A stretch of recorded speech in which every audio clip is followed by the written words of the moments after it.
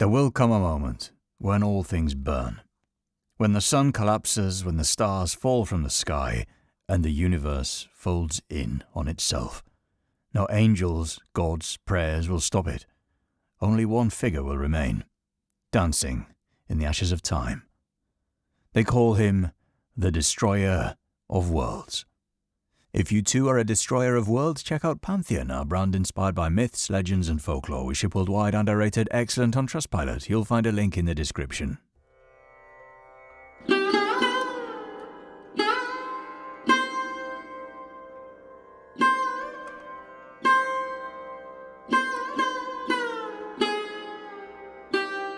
Shiva, the Destroyer. He forms one part of the Trimurti, the triad that governs all creation. Brahma brings the universe into being, Vishnu preserves its order, and Shiva brings it to its conclusion. This is a cycle, birth, preservation and dissolution, that repeats across endless ages. Shiva's role sits at the point where everything returns to its source, where all forms, names and illusions are burned away so that creation can begin anew. He isn't a destroyer in the sense of rage or revenge. His power is far more profound.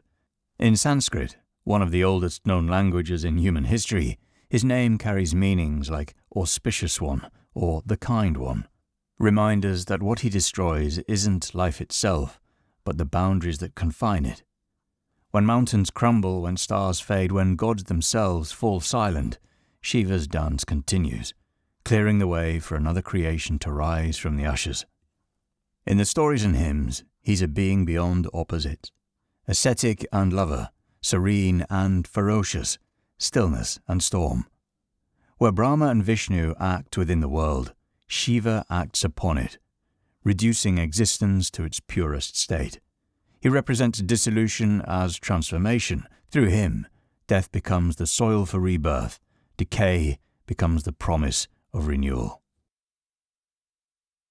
He is a god of many forms, each one revealing a different truth, a different threat, a different kind of power. Some are worshipped, others are feared. All are real. The earliest scriptures called him Rudra, the Howler. He was a storm god before he was ever part of the Trimurti.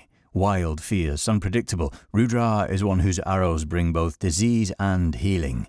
His presence is so feared that in the sacred text, the Rig Veda, that the priests beg him not to destroy them while praising his strength. This is Shiva at his most primal, roaming the wilderness, beyond the control of man or god.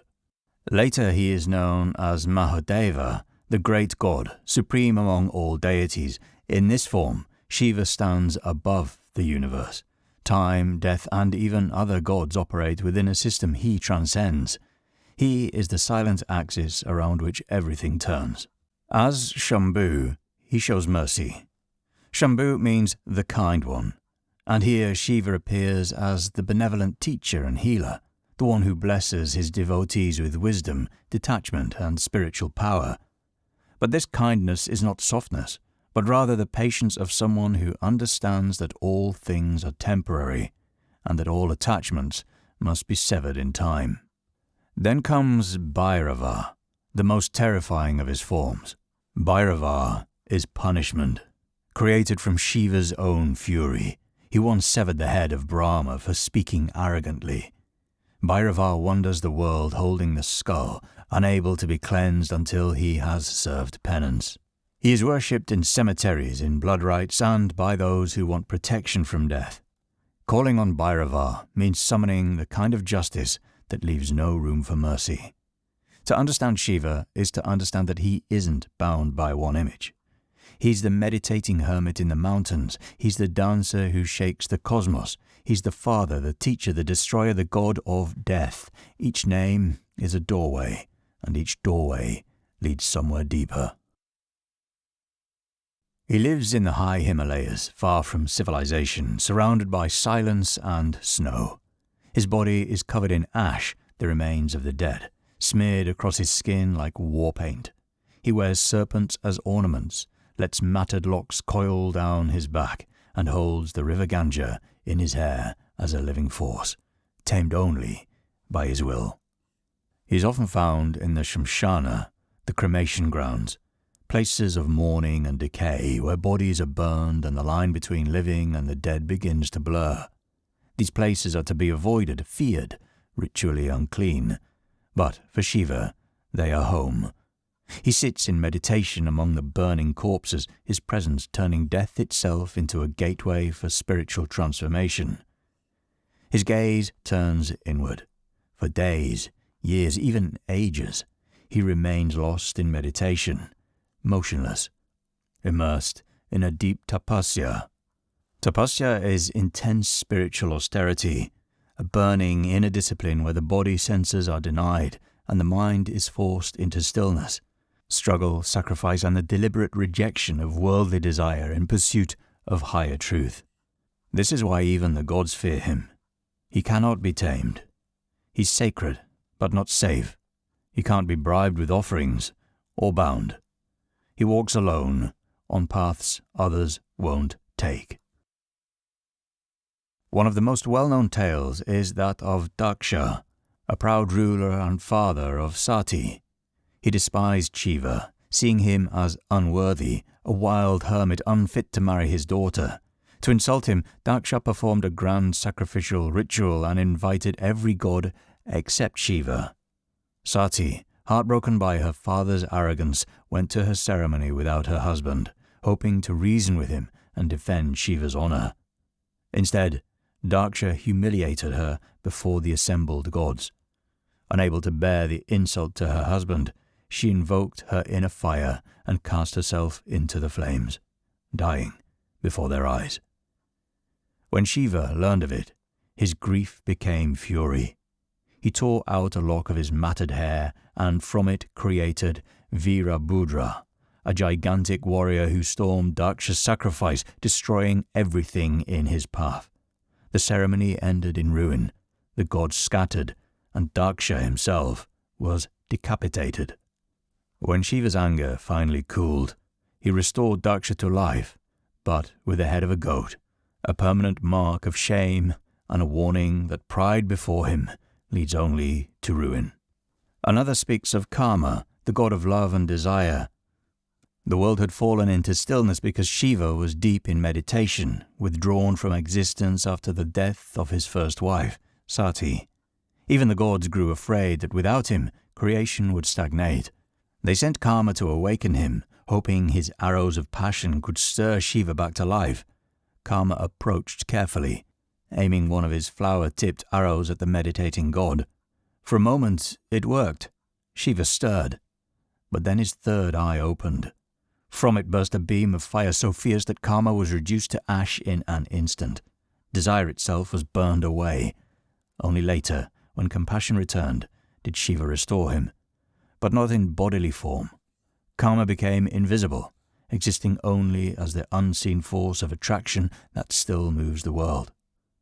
The gods learned what it meant to rouse Shiva too soon. Then there is the legend of Triparantaka, the destroyer of 3 cities. 3 demon brothers blessed with power built great fortresses, one of iron on earth, one of silver in the sky, and one of gold in heaven.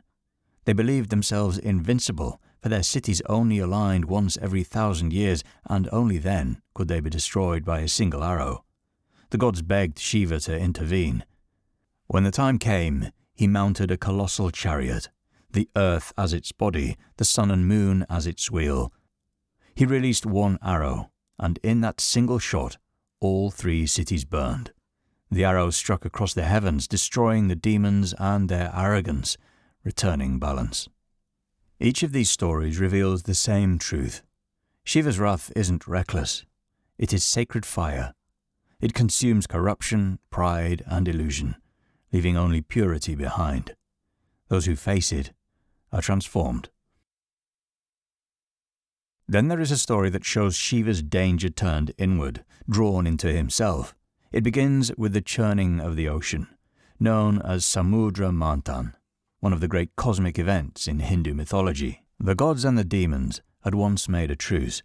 Together, they sought the nectar of immortality called Amrita, hidden deep within the cosmic ocean. To reach it, they used the mountain Mandara as a churning rod and the serpent Vasuki as the rope, winding it around the mountain and pulling back and forth to stir the sea. What began as a quest for eternal life quickly became a storm of creation and destruction. From the depths rose wonders and horrors alike, jewels, goddesses, animals, and treasures beyond imagining. But among them came a terrible poison, Hala, so deadly it threatened to destroy the universe. Its fumes spread through heaven and earth, burning gods, demons, and mortals alike. None could contain it. In desperation, the gods turned to Shiva. Without hesitation, he stepped forward, gathered the poison into his hands, and swallowed it whole. As it passed through his throat, it scorched him with unimaginable pain, turning his neck deep blue. From that moment, he became known as Nilkantha, the blue-throated one. But the poison didn't kill him. It stayed within, suspended in his being, held by sheer will. The universe was saved, but at a cost. That poison remains inside him still, a reminder that, yes, Shiva's danger is in his destruction of worlds, but also in what he is willing to carry to keep those worlds alive. Even among the gods, none would dare to hold death within themselves. Only Shiva could bear it, and only Shiva would. In the heart of every ending, there is a beat that shakes the bones of reality, and at the center of it is Shiva, dancing. At Nataraja, the lord of the dance, Shiva performs the Tandava, the dance that brings creation and destruction into balance. There is no happy dance, no celebration. It's a ritual of annihilation. Each movement, each gesture, each beat of the drum carries the weight of the universe. He stands within a great ring of fire. This is Prakriti, the endless cycle of birth, death, and rebirth, and the burning illusion of permanence.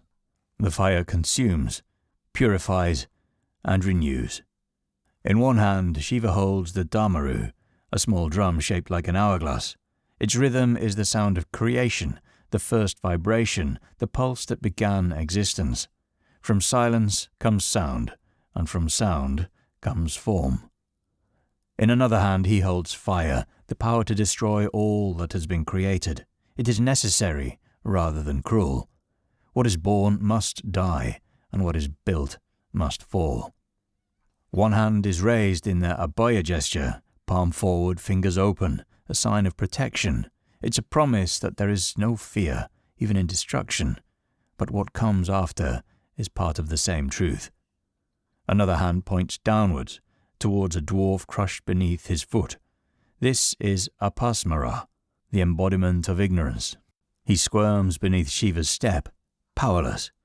The dance destroys matter, but also illusion, the false self, the pride, the delusion of separation.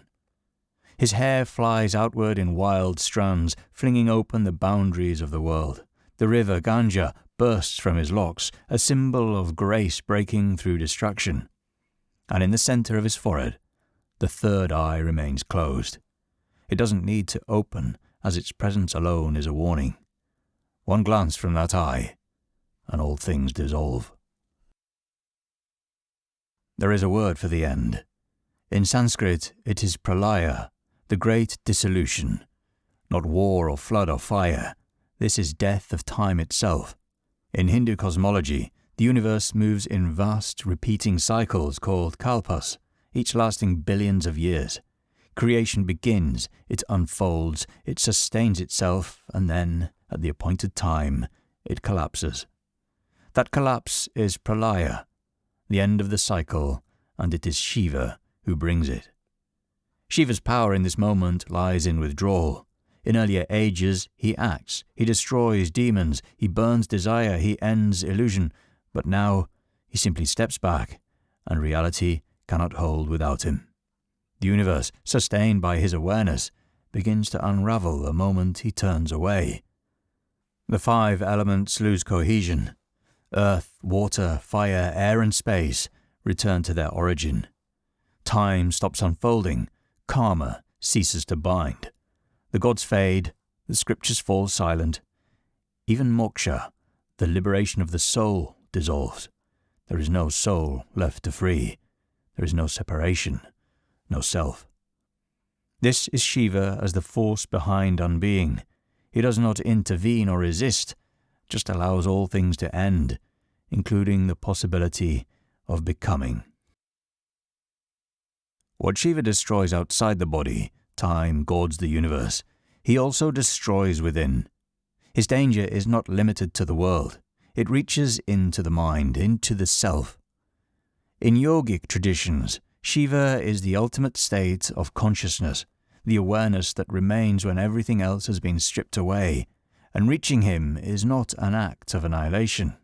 The human mind clings to illusion, identity, desire, pride, fear.